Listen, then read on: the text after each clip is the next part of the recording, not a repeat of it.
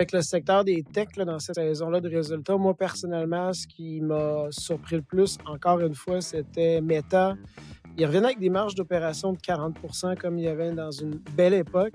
C'est un peu comme on discutait l'autre fois, c'est que c'est vraiment une période où les actionnaires sont récompensés parce que ces entreprises-là, moi j'ai en l'esprit Meta, Microsoft, on a aussi Amazon, ils ont une croissance des ventes, des fois dans les deux chiffres, mais la gestion des coûts qui était absente pendant des années, bien là, maintenant, les entreprises sont vraiment prudentes dans leur gestion des coûts. On a eu des mises à pied qui avaient été annoncées au début de l'année. Et là, ce qu'on voit, bien, quand ton chiffre d'affaires augmente et tes dépenses baissent, bien, tu as un levier opérationnel phénoménal.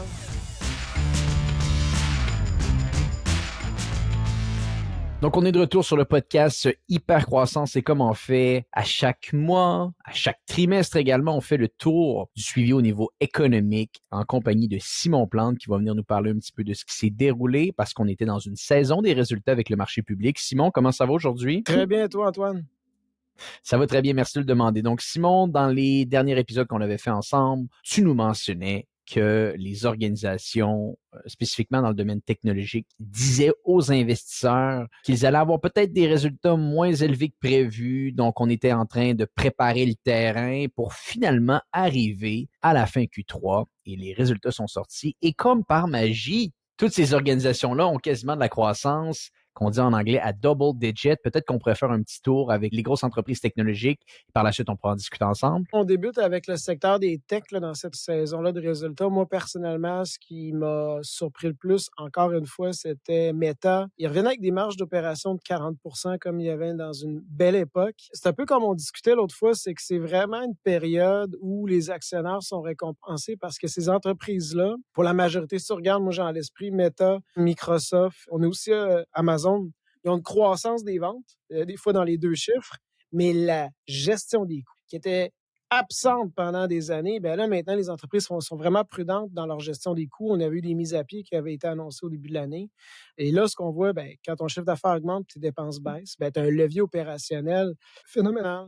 Peut-être pour donner un petit peu de contexte aux gens qui nous écoutent, je vais essayer de situer les gens avec les chiffres parce qu'effectivement, comme Simon le dit, ce sont des chiffres assez impressionnants. Donc, on va essayer de donner un peu de contexte. Au trimestre qui s'était terminé le 30 septembre 2022, donc il y a un an de ça, Meta générait 27 milliards de revenus, avait des coûts opérationnels qui se chiffraient à 22 milliards et au final, le bénéfice net était à 4,3 milliards. C'est surtout à ce moment-là que l'action avait pris quand même un bon coup.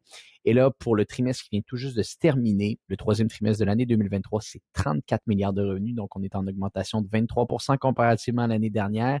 Et les coûts sont moins élevés. On est à 20 milliards de coûts comparativement à 22 l'année dernière pour finalement un bénéfice net qui va se chiffrer aux alentours de 11,5 milliards. C'est une croissance de 164 sur l'année dernière. Meta est revenu en force. Je lisais également, parce que tu as compris, c'est un stock qui m'intéresse. Exact. Zuckerberg mentionnait, les gens parlent un peu de threads, on voit des gens aux États-Unis qu'on appelle ça un peu le ghost town parce que personne sur la plateforme, mais finalement, si tu analyses en profondeur les chiffres, ils ont un nombre d'usagers quotidiens environ à 33 millions de personnes, 33 millions de personnes qui utilisent l'application quotidiennement. Donc, c'est pas rien. Bien entendu, il est allé chercher 100 millions de personnes qui avaient créé un compte au départ. On s'attendait à ce que les gens ne restent pas tous sur la plateforme, mais il y en a quand même 33 millions qui restent. Ils restent convaincus que ça peut être une plateforme intéressante pour le futur. Et je mettrai également des liens dans les notes de l'épisode. Leurs différentes plateformes, les Facebook, les Instagram de ce monde en termes de consommation, et je ne parle pas au volet économique ici, mais en termes de consommation que les gens font, ils sont en forte croissance comparativement à TikTok. Et ça, c'est une bonne nouvelle pour l'équipe de Zuckerberg. Donc, on dirait qu'à chaque fois qu'il y a un ennemi à l'horizon, il trouve tout le temps une manière de s'en sortir, de contre-attaquer, plus souvent qu'autrement de copier, mais ils s'en sortent et ils offrent des résultats assez impressionnants. L'indice boursier, Simon, de Meta cette année est en feu aussi. Là. Si je regarde ça, on est en capitalisation boursière à 862 milliards. Il y a une croissance. Le titre cette année a fait 169 Donc, bref, c'est bien pour ceux qui l'ont acheté en début d'année. Là. Ben c'est ça, c'est que l'année dernière, il y avait une tempête parfaite parce que, on s'attendait qu'avec les hausses de taux d'intérêt, le consommateur soit beaucoup plus étouffé au niveau du budget, ça allait ralentir les ventes publicitaires, combiné avec un projet dans le méta qui est dans le métavers qui était difficile à comprendre pour la communauté d'investisseurs. Quand on regardait l'envergure, on parlait d'enveloppe totale de dépenses d'autour de 50 milliards. C'est difficile pour l'investisseur de le rassurer qu'il va avoir un profit tellement significatif que ça va être rentable. Aujourd'hui, on regarde la situation, puis comme tu as mentionné, le consommateur est encore au rendez-vous. Les ventes sont en progression. Donc, je pense que pour ceux qui s'attendaient, jusqu'à présent, on attend toujours la récession. Elle semble tarder, mais du point de vue, en tout cas, de la consommation, ça va quand même bien. On a des utilisateurs nord-américains qui sont encore participatifs, puis même là, l'utilisation, elle augmente dans un marché qu'on pensait mature. Combiné avec des projets d'avenir, le métavers reste d'actualité. On voit certaines lueurs à l'horizon que ça va être un produit qui va être éventuellement intéressant. Et maintenant, de quoi on parle cette année, c'est l'intelligence artificielle, puis le projet de la mode de Meta. Je pense que c'est un projet qui va être vraiment porteur. Donc, on vient dans un environnement, les investisseurs, ont peur de rater le bateau dans les grandes compagnies technologiques. Puis c'est vraiment ces grandes compagnies-là qui ont amené la performance du S&P 500 au courant de l'année, là. C'est des magnifiques sets, là, c'est comme ça qu'on les appelle. D'ailleurs, peut-être si on fait un tour avec les autres tech, Alphabet, Microsoft, Amazon, lesquels parmi celles-ci ont capté ton attention? Amazon, je te dirais, ce qui m'a attiré le plus l'attention, c'est encore la même chose, le levier opérationnel là, de mémoire. Je pense que c'est 11 milliards au dernier trimestre qui a été dégagé de rentabilité. Puis même leur division AWS de cloud, je crois que c'est une croissance des ventes de 12%. Ça a vraiment attiré mon attention. Même chose du côté de Microsoft, le marché a été agréablement surpris par leurs résultats, vraiment les outils. Puis qui sont utilisés. Puis là, on voit une bribe là, des outils comme Copilot qui intègrent l'intelligence artificielle générative. Je pense que le marché va encore être surpris là, dans d'ici 24 mois à quel point que ces outils-là peuvent nous amener à faire des gains de productivité. La petite déception, ce trimestre-ci, je dirais, c'est Google, la division de Google Cloud.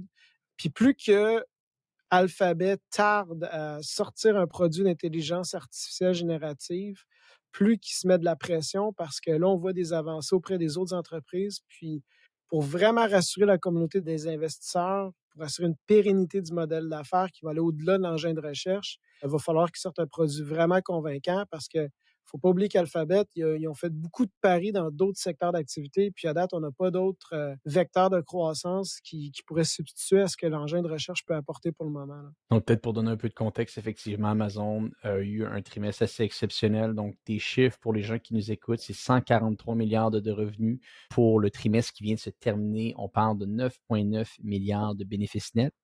Ils avaient fait 3 milliards C'est l'année ça. dernière, Ouais. au même moment. Tu sais, ils ont fait x3 sur leurs bénéfices nets. C'est assez impressionnant là, quand on regarde tout ça. Puis ça l'amène une nouvelle gamme d'investisseurs. Des fois, les gens voient le magnifique set, mais c'est rendu un blue chip. Donc, l'investisseur qui ne voulait pas investir dans des entreprises qui avaient des croissances à n'importe quel prix, là, maintenant, voit que ces entreprises-là peuvent être rentables. Donc, c'est ce qui fait que ces titres-là, ils ont encore la cote. Et on voit également les revenus publicitaires avec Amazon. J'en parlais dans un précédent podcast. C'est une entreprise qui est tellement crée des barrières à l'entrée qui sont élevées. Ils ont des tentacules sur tout. 12,1 milliards de revenus publicitaires qu'ils ont fait sur le dernier trimestre, on s'entend. Ça, c'est de la marge bénéficiaire qui est très, très élevée. Les revenus dans le cloud, 23,1 milliards qui ont été capables de faire. Donc, encore une fois, les deux lignes sont en croissance. Et c'est intéressant parce que pour Alphabet même, toi, tu parles que peut-être qu'il y a eu une déception, mais quand même, ils ont fait plus fort que les attentes. Ils ont fait 76 milliards de revenus.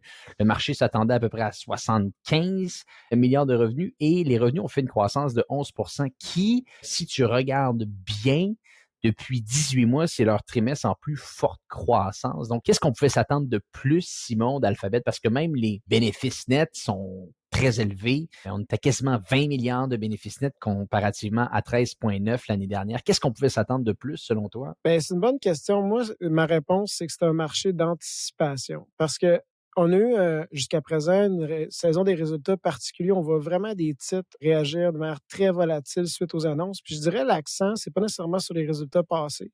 Oui, ça peut agréablement surprendre les investisseurs, mais là où le focus est mis, c'est sur les projections. Donc, c'est pas toutes les sociétés inscrites qui vont donner des projections. Certaines n'en feront aucunement, d'autres ne vont en faire sur les 3 prochains mois, d'autres pour la prochaine année. Puis, on est encore dans un environnement où l'investisseur craint que la hausse de taux d'intérêt va avoir un impact. Et là, on porte attention. Puis, les équipes de direction, de leur côté, eux, ils n'ont pas nécessairement à gagner de mettre la barre plus élevée. Donc, on a eu des périodes où les équipes de direction disent encore que la prudence est de mise, revisent à la baisse dans un bon nombre de cas, comme il avait fait au dernier trimestre, les attentes. Ce qui fait que la nervosité de l'investisseur est encore là. Donc, c'est pour ça que des fois, on peut voir des résultats puis surprendre la réaction du marché. Mais moi, je dirais, qu'est-ce que la projection que l'entreprise a annoncée? Puis ça va peut-être expliquer une plus grande partie du mouvement du prix de l'action. Et bon, je t'amène ça un petit peu plus proche de chez nous. Donc, il y a certains stocks au Canada également qui, bon, comme toute entreprise publique, devaient faire leurs états financiers, leur bilan aux actionnaires. Donc, Coveo. Coveo, on en a parlé plusieurs fois sur le podcast. C'est une organisation, je pense, que tu suis beaucoup depuis un bon bout de temps déjà. Croissance de 25% sur ses revenus, fait 26,4 millions de dollars au dernier trimestre. Clairement, un titre qui continue à croître, mais qui, comme on l'avait déjà mentionné, ce n'est pas une organisation qui a encore atteint la profitabilité. Tandis quoi, qu'est-ce que tu vois un petit peu avec Coveo? Parce qu'ils sont dans un marché, soyons honnêtes, Simon, qui est en effervescence, là. Ouais, deux choses qui ont attiré mon attention positivement à propos de Coveo, c'est vraiment de voir une croissance des ventes de 25 dans un contexte où les dirigeants d'entreprise doivent vraiment être prudents au niveau de la gestion des coûts. Donc, quand on se permet de dépenser, d'investir massivement, c'est sûr que la croissance des ventes doit suivre, mais voir une croissance dans un environnement quand même de sobriété, entre guillemets, pour un contexte de société de technologie, c'était vraiment positif. L'autre point, on est encore très tôt, mais c'est voir comment que l'entreprise se métamorphose puis s'ajuste avec l'intelligence artificielle générative. Mais là, elle lance vraiment avec certains clients des produits. Donc, il y avait une phase là, de test au niveau de leurs nouveaux produits qui inclut l'intelligence générative. Puis je pense qu'il y a un produit qui est vraiment intéressant parce que ça peut permettre aux entreprises de conserver les données à l'intérieur d'un circuit fermé puis de garder ces données-là privées plutôt que de le mettre sur un info nuage où l'information pourrait être publique. Puis je pense que l'entreprise, ben, on va laisser le temps, là, mais je pense qu'elle est en bonne posture pour gagner sa juste part de marché de ce côté-là. Donc, honnêtement, Coveo, j'étais vraiment content. Puis en fait, les compagnies technologiques canadiennes, ça a été quand même un bon trimestre pour celles-ci en général. On va en parler dans quelques minutes, mais effectivement, à Coveo, dans un environnement où est-ce que, comme tu le dis, beaucoup d'organisations, la première chose qu'on va regarder souvent, c'est les logiciels auxquels on paye en tant qu'organisation dans le domaine B2B, parce que Coveo, comparativement aux autres organisations qu'on a mentionnées un petit peu par avant, ne s'adresse pas aux consommateurs en général, c'est vraiment des entreprises qui vendent à des entreprises. Et oui, le logiciel en général est souvent un des premiers coûts qu'on va couper et voir une croissance de 25% à la grosseur qu'ils sont rendus, c'est assez impressionnant. Tu as parlé des organisations canadiennes qui ont bien fait. Shopify, peut-être tu pourras en parler un peu, qu'on a été capable de voir. Croissance 25% aussi, là. Oui, exactement. Phénoménal du chiffre d'affaires. Le consommateur, il est quand même présent parce qu'on voit ça se reflète à travers les résultats de Shopify, combiné aussi avec, je pense, une clarté. C'est quoi l'entreprise est sur son X, dans quel domaine. Moins en moins, on s'attaque au marché, exemple, de la livraison, de la logistique qui était vraiment coûteuse pour l'entreprise. Puis ça prend un talent d'exécution démesuré. Je pense pas que c'est toutes les entreprises qui peuvent se permettre de chapeauter ce genre de mandat-là. Puis revenir à ton commentaire précédent, là, tu mentionnais que c'est surprenant de voir, parce que c'est vrai qu'au Canada, les compagnies de tech, souvent, c'est du business to business au lieu d'être direct aux consommateurs. Puis souvent, c'est des compagnies qui vont vivre l'impact d'un ralentissement économique. Mais moi, je dirais la différence qu'on a jusqu'à présent sur tout ce qui touche l'intelligence artificielle générative, c'est que c'est des modèles de vente qui se justifient. Puis là, je vais m'expliquer, mais c'est que aujourd'hui, une entreprise qui veut instaurer l'intelligence artificielle générative peut aider l'entreprise qui songe à investir dans sa plateforme de voir à quel point elle peut réaliser des gains de productivité, mais de manière tangible. Donc, lorsque tu es le chef des finances ou le chef des produits technologiques, tu es capable de présenter à ton conseil d'administration qu'un investissement significatif a quand même sa place parce qu'on peut de manière assez précise anticiper les gains de productivité puis les économies d'échelle qu'on peut faire, ben, ça devient un produit qui est quand même intéressant puis qui est plus à l'abri de périodes de contraction économique. Puis c'est un peu ça qu'on voit de ce côté-ci, de la part de Coveo ou d'autres entreprises, surtout qui touchent maintenant à l'intelligence artificielle générative, qui, c'est pas juste un buzzword, c'est encore en exploration, mais je dirais dans ce qui touche le logiciel, le développeur, il y a déjà des applications qui sont en ligne en ce moment qui permettent vraiment à ces entreprises-là de faire des gains de productivité significatifs. Ben oui, puis on le voit. Je sais pas si tu as vu un petit peu la semaine dernière. Donc, on enregistre le podcast le 14 novembre 2023. OpenAI, ils ont fait leur Dev Day. Ils ont démontré un petit peu ce qui s'en vient pour la suite. Et tu parlais de développeurs. Tu sens vraiment qu'ils sont en train de créer une plateforme pour les développeurs, un écosystème autour de ça. Il y a Elon Musk la semaine dernière également qui a lancé son intelligence artificielle avec Twitter, Grok. Grok, je ne sais pas si je le prononce bien, mais c'est son chat GPT version Twitter et qui a un ton sarcastique et humoristique, c'est la grosse différence. Donc, si vous êtes des adeptes de X, la plateforme qui anciennement se nommait Twitter, je vous invite à aller tester. Donc, peut-être on revient à Shopify. Shopify qui avait connu une croissance extraordinaire pendant le COVID pour des raisons évidentes. Une entreprise qui, à un certain moment, valait 100 milliards, avait une capitalisation boursière de 100 milliards. Ça leur descendu pour des raisons évidentes par la suite, mais tranquillement monte, revient à des endroits, on l'a connu, fait une croissance cette année de 84%. L'entreprise vaut 84 milliards, comme je l'ai mentionné. Donc, vraiment une belle croissance. Et je pense que, Simon, on en parlait un petit peu avant le début du podcast, ça revient à une concentration, un focus sur ce qu'ils savent faire de mieux. Et la preuve, c'est la vente qu'ils ont fait cet été de toute leur partie Shopify Logistique, la vente qu'ils ont faite à Flexport. Et là, je pense qu'ils reviennent vraiment à ce qu'ils savent faire de mieux, là. Exactement, exactement. C'est sûr que durant la période COVID, là, il y avait des multiples dérisoires dans un monde où les taux d'intérêt étaient hyper bas. Là, on vit dans un monde où les taux d'intérêt sont beaucoup plus élevés. Il y a une certaine orthodoxie financière qui s'installe. Fait que je m'attends pas à revoir des multiples aussi élevés qu'on a eu dans le passé. Mais je pense que Shopify s'est redressé, puis est définitivement sur une bonne trajectoire. Là, puis son modèle d'affaires est encore pertinent. Là. Définitivement. Lightspeed, un autre stock qu'on avait parlé brièvement sur le podcast. On est beaucoup dans le monde tech, donc pourquoi pas faire un tour. Puis peut-être dans un prochain podcast, on fera le tour de d'autres types que des techs, mais tant qu'à être là, parlons un petit peu de Lightspeed. Exact. Lightspeed aussi a publié ses résultats. Ça aussi, ça a été bien accueilli par les actionnaires. Je pense qu'ils sont en avance sur les projections qu'a fait. L'entreprise dirige vraiment vers la rentabilité. Mais aussi, je pense c'est que l'entreprise communique bien maintenant son modèle d'affaires. Jadis, elle avait perdu beaucoup de clients. Puis on se posait des questions à ce niveau-là, mais c'était premièrement un héritage de transactions antérieures, des plus petits clients qui cadraient moins avec son modèle d'affaires. Donc là, l'entreprise a vraiment clarifié c'est qui son persona qu'elle vise en temps dans ses divers secteurs d'activité. Puis sur ces métriques-là, on voit vraiment qu'il y a une croissance organique qui est là.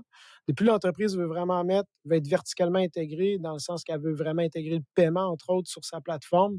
Puis à date, les gens s'inquiétaient de la rétention. Maintenant que le consommateur, leurs clients doivent intégrer sine qua non là, leur système de paiement, ce qui va vraiment aider la rentabilité de l'entreprise. Puis la réaction, je pense que leurs consommateurs, ça montre à quel point le modèle d'affaires est robuste. Ben, ils restent fidèles. Donc, dans un contexte qu'il faut quand même réaliser, hein, c'est beaucoup de leurs clients touchent le secteur de l'hôtellerie, touchent le secteur de la vente au détail.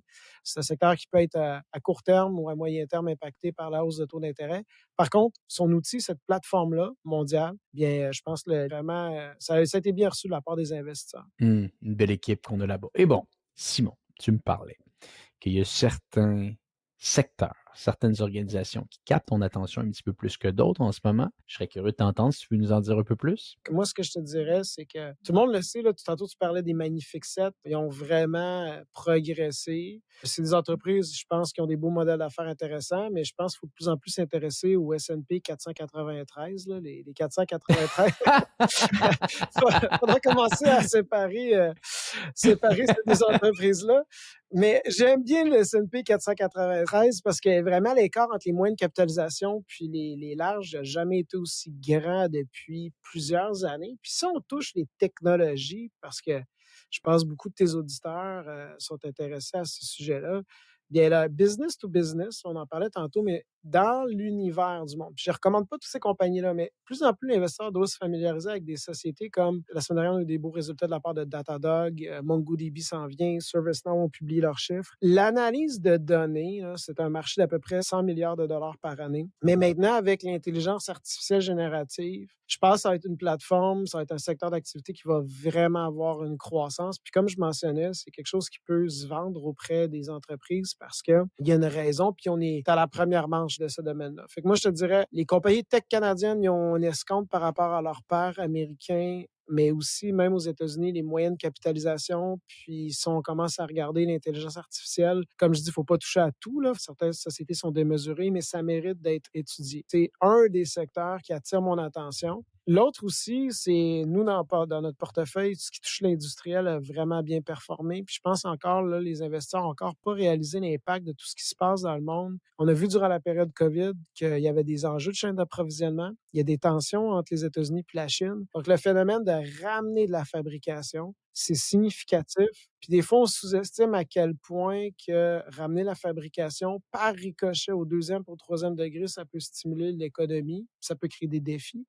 Mais il y a des manières vraiment de se positionner de ce côté-là de manière avantageuse. Quel type de catégorie spécifique ou même d'entreprise qui capte ton attention, qui est dans cette dynamique-là? Au niveau de ramener de la fabrication en Amérique du Nord, on a un enjeu de main-d'œuvre. Donc, on a juste à penser à l'automatisation. L'automatisation, c'est vraiment un secteur qui va se développer encore davantage. Donc, c'est un secteur qui attire notre attention. Ça peut être aussi certaines sociétés qui vont fabriquer des matériaux, des produits chimiques, entre autres, qui vont bien s'harmoniser avec une augmentation de la production. Des fois, on peut toucher des sujets, des thèmes par ricochet. Tu sais, je donne un exemple qui me vient à l'esprit, mais le secteur ferroviaire. On est dans un monde où on ramène la fabrication, on a besoin de plus de transport, mais en même temps, on a des objectifs pour décarboner l'économie. Transport ferroviaire, d'après moi, ça va être un secteur qui est quand même intéressant. Donc, ça, je donne un exemple à la volée, mais quand on mûre un peu ce qui se passe, je dirais les grandes tendances qu'on voit dans des secteurs d'activité boursiers qui n'ont pas nécessairement si progressé, mais c'est des méga tendances qui vont rester. On vit au Canada, on va vivre l'immigration. 1,3 million de personnes ont immigré au Canada l'année dernière. C'est la population de Terre-Neuve en un an. On attend